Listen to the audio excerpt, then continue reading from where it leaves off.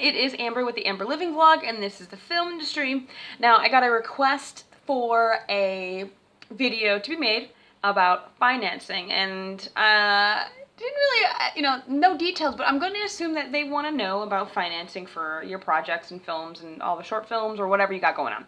So let's just jump right into that. Now, I am not a producer.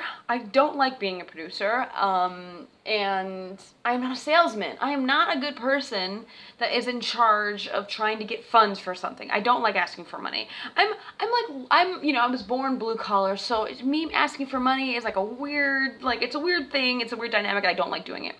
Okay, so be that as it may, I know how people have raised funds for their movies and stuff, so let's just jump right into that. Now, the first thing you're gonna want to, think that is the best way to get funds for your movie is, oh my God, crowdsourcing, crowdfunding, all that stuff. Indiegogo is one, and Kickstarter. There are probably a couple more websites now that do the crowdfunding stuff, but there are differences between Kickstarter and Indiegogo, and I don't know if they've changed any of the requirements or whatever. But I know Indiegogo is, you set a goal, but whatever you raise, say like your goal is $10,000, but you only raise $2,000, you still get that $2,000, which is great. And then Kickstarter is you have $10,000 goal, and it's all or nothing. Either you make that, you meet the goal, or you don't. Which there are two types of mindsets that will go with either one of those. Some people say, well, I'd rather have something than nothing, right? So they go with Indiegogo. But then, people who are going to that page, they can oh, well, if they don't make it, it doesn't matter how much I give them, blah, blah, blah. They think that I'll give them a smaller amount, they'll still get some money, Whereas if you're on a Kickstarter page, they're aware that you're not going to get anything. So sometimes it's an incentive for people to give more money to your project. So just keep that in mind. So there's always people have a different way of thinking about it. So those are two very useful tools, but I feel like it is so oversaturated with, people doing crowdfunding that people are just bombarded with all these things like, oh, this project, web series, this, and shorts, and whatever, and pilots, and I think that it's a very oversaturated market, and it might be, not as useful as it used to be when it first started out a couple years ago, or maybe a decade ago, or however long ago it started. I know I feel like it's been at least 7-8 years that crowdfunding has been around. Now, another thing with crowdfunding is people think that if they have their page up on Indiegogo or Kickstarter and that they have a little movie about what you're doing and you have the description that you're just going to get all the money in the world. It doesn't work that way, okay? So now let's backtrack. Now let's go back before that crowdfunding thing happened. What did people do to, raise funds for their movies? So the first way that people raise money, and this is nearly impossible for people who are creative and who are artists, are people just save money. They save about 10, 12, whatever they think they could, make a movie off of, and that's what they do. They save money. So that's very simple, a simple thing. Just save money. Wait about 5 years, and then until you have the money to make a movie, make a movie. Now the second way, and this is probably the most popular way I've seen people do it, is they got some good credit, and then they take all the cards they can and they max them all out and then hope for the best, and hopefully they, get their, get something back for it. They get some type of minimum guarantee when they go into distribution. Or, you're really, betting. You're betting when you max all your credit cards out. But, yeah, that is something that I've seen a lot of filmmakers do, and it's in a lot of popular filmmaker stories where they just max all their credit cards. Talking about Robert Rodriguez, he actually did the medical trials to raise money, and he did basically anything he could to raise money. He basically lived off nothing, and then he just used all the money he could, just to make his movie. El Mariachi, I think it was his first movie. But anyways, so another way to make money is to borrow money from someone. And I feel like if people have rich parents, or someone in their family that's making some 6 figures, and someone they can be oh, I'm a filmmaker, they can, maybe someone could just make a donation and say, hey, here's 15 grand, go make a movie. That's less likely for people who are artists, but I mean, you might have a rich uncle somewhere. I don't know. Another way is to get investors. Now, this is a lot more feasible, logistical. It makes sense. This is what you would do. You would offer shares. You would say, hey, you invest in my movie. I'll pay you this much money and then back based on what we make. That's treating it as a business transaction, which is smart. But on the other end, it's like you're really betting that your movie is going to do well. It's going to be bought somewhere. It's going to be distributed, and you're going to get your money back. You're going to get your payback. So, and then you owe these people that money. I do know someone that did that, and they have, burned a lot of bridges that way because their movie just, there was distribution issues and people didn't get their money, and it was just really, really bad.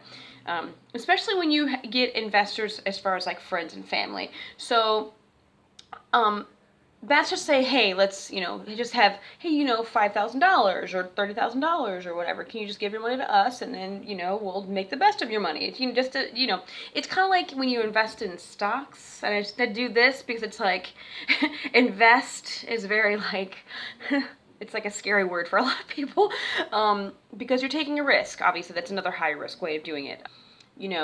This is where my networking video comes into play, because networking is great, but you don't want to network with just film people. You want to network with regular business owners, people, from all different kinds of industries. Like, do you have doctor friends? Do you have lawyer friends? Do you have like people in, the medical field? Do you have people that, own small businesses? Do you have people in the restaurant business that, small business is a great way, because, people love to give back on a local level, so, don't underestimate people who own businesses or even convenience stores or anything like that. So what you're doing is you're kind of saying, like, donate to the arts. This is a, tax-free incentive for some people.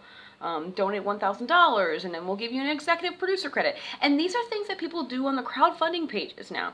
Now, taking it back to the whole crowdfunding thing is, when you have a crowdfunding page, you're supposed to be calling people. You're supposed to be getting on the phone and being like, hey, so-and-so, we're making this movie. You're having a conversation. Having your page on a crowdfunding page is not going to do the work. What's going to do the work is having the page there so people can look at it. People have the information there, and that's selling. But then you're also getting on the phone and being like, hey, I have this movie, we're gonna make it, it's a great project, you're supporting the arts, and it gets a message about depression or women's rights or minorities or whatever. You really gotta sell the point of your movie. Or maybe it's a comedy and you're like, you know what, this comedy addresses these serious issues in a light way. You have to figure out your selling points, when you're on the phone with these people that you're calling, and then they can refer back to your crowdfunding page and you can say, hey, go to this website, then you can donate there. Or, sometimes they can just write you a check right in person. So either way, it's like, if you're going to have a crowdfunding page, you got to call people, you got to hustle, it's all about, getting people in the same, in the same boat as you. You want people to support you. So those are all the ways I know about how to fundraise. You gotta network, you gotta make friends outside of film, because a lot of people who are giving to film and the arts are people outside of the industry. Just remember that. So if you're a producer and you're like, hey, come to this, fundraiser for whatever the fuck, I don't know.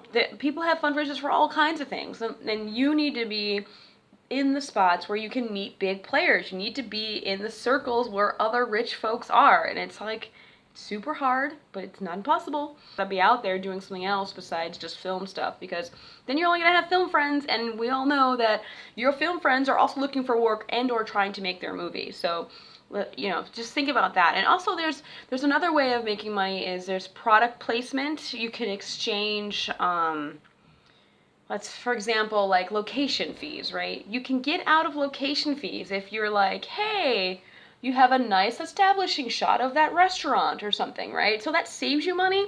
That's not like financing your movie, but it does help take down your budget costs. It helps take down some of those things. And also, like, someone that did a startup wine company or something, and you're like, hey, we're gonna drink this wine in this scene for you, and we're gonna totally show the logo, stuff like that. So those are just a few things to finance a movie. It's like, there's not a lot of options. I feel like I gave a lot of options, but it's like it's really really hard unless you got like someone that's rich and it's like, hey. Oh, also there are grants you can apply for if you are part of NIWIFT, if you're part of Women Make Movies, if you're a part of there's like all these film grants you can get. It takes a lot of grant writing and like hustling as far as applications. So there's a lot of application process that you have to do. I'm pretty sure just Google like filmmaking grants or whatever, and then you'll come up with like something that is a slew of things. As long as your movie has those certain topics that are, need to be addressed, maybe someone's disabled, maybe it's depression, maybe it's abuse, maybe, all these things about there's so many things in film that people address that are just needed to be out there. People need to know these things. So film grants. There's also like if you want to make a movie for free and you have nothing but interns working for you, I've seen people do it that way where they pay absolutely nobody and they just make a movie and it's great. So, I mean, I would totally advise against that because it's taking advantage of people who are students, and then sometimes you end up with a shitty movie, and it's just not great. I advise making sure you pay your crew, and, I mean, wage is your biggest portion. Wage and food is going to be your biggest, your biggest portion of your budget. So just keep that in mind. So I think that's all I can really think of for, fundraising and financing for film, and I hope I wasn't depressing anybody, but I hope I gave someone like, oh yeah, I forgot about that kind of thing. So hopefully I helped. And thank you, Phoenix Corner, for the question, for the request for the topic. And this has been The Film Industry with the Amber Living Blog.